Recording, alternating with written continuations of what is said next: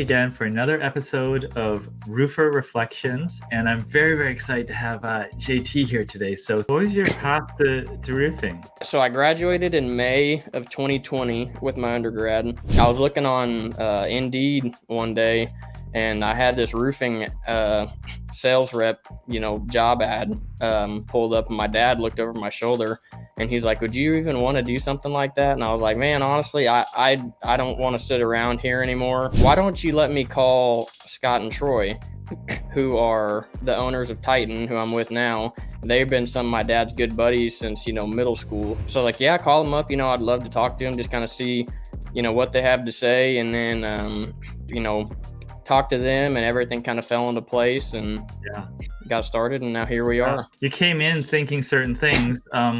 What were your early learnings? Luckily for me, when we talked on the phone and kind of set everything up, I hopped on YouTube and I actually discovered Adam Bensman, the roof strategist. And so I was just sitting there watching Adam's videos, just trying to get an idea. I knew there was still going to be a curve, but I wanted to at least be familiar with the lingo, 3-tab, architectural, starter, ridge cap, that kind of stuff. Obviously, just learning how, a roofing system is put together. I sat on the jobs all day long so I could learn, each step and how it goes and things like that. And they're like, "Man, you should be out there selling more jobs." And I'm like, "Yeah, but it's going to benefit me more in 5 years if I, sit here and learn the process." So that was probably the main thing, was just learning the process. If you were, talking to someone that's considering roofing as a career, what would you say to them? It is one of the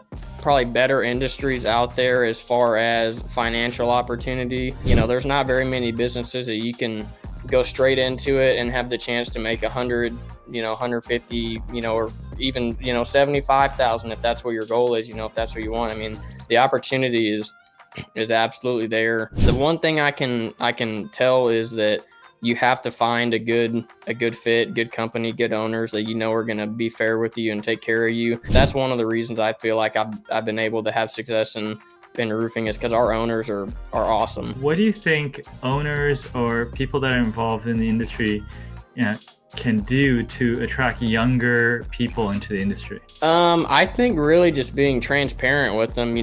I feel like I have a pretty good head on my shoulders, but there's a lot of younger folks, my age and stuff, that are kind of naive and, think they know everything but don't, and anyone can say anything to them to manipulate them into. I interviewed for one roofing company before I ever even, got in contact with the guys at Titan.